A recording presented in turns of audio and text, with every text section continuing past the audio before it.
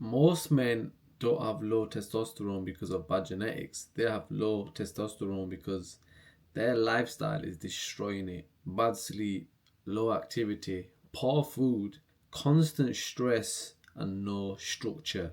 Which then leads me on to point number one, guys. Fix your sleep, right? This is very, very important. Why this matters?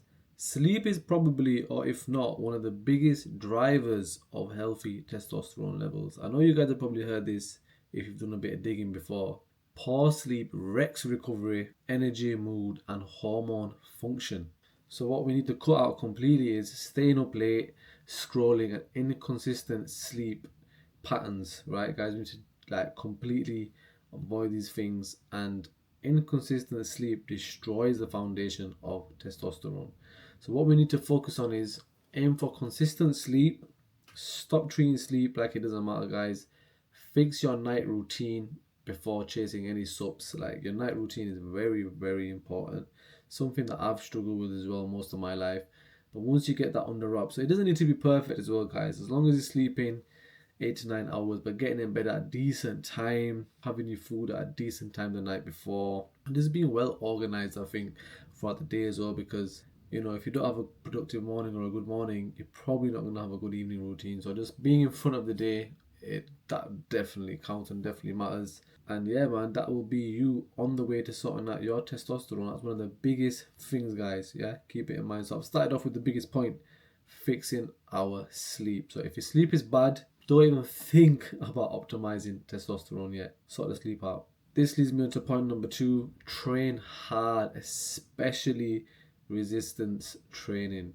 Right? Why this matters: lifting weights supports hormone health, building muscle, training intensely, and staying physically active matters, guys. Being sedentary all day works against you. We need to be active as well.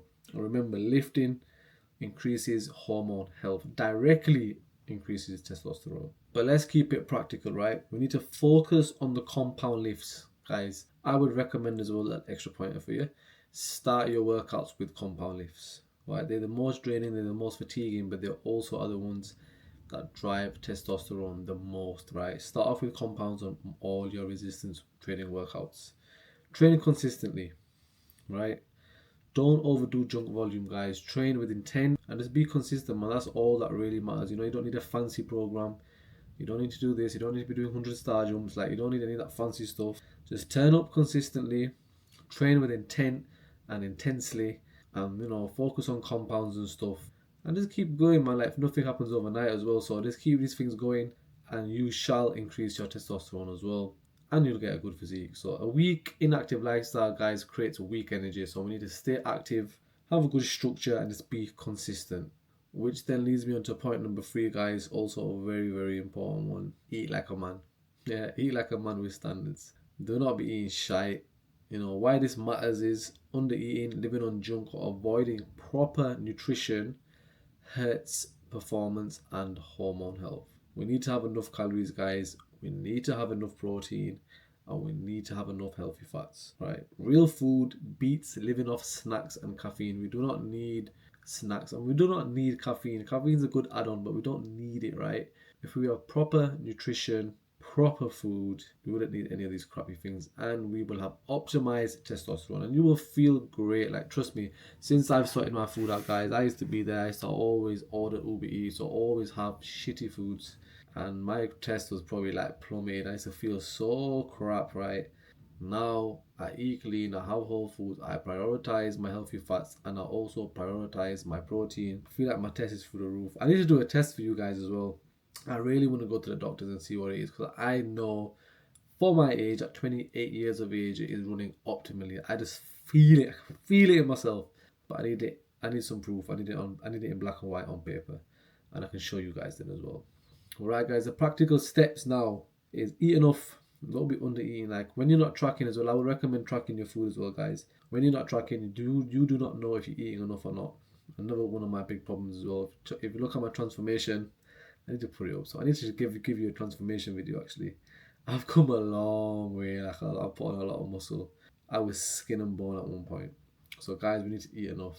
Include quality fats and protein, what I mentioned before. Prioritize whole foods, you know. It's alright having this and that here and there, but generally speaking, your full day of eating should predominantly be whole foods. Stop eating like recovery doesn't matter. You know, you're probably eating like you're gonna fix yourself or you're superhuman. It's not the case, guys. We need good sleep and good food for the body to recover, so we can just keep going again, getting that resistance training in, which is gonna then build muscle. You know, so we need to lock in. Right, guys. These are the habits that are silent killers. These are the habits that we think are small, but they're probably ruining our test. You know, probably ruining a lot more than our test as well.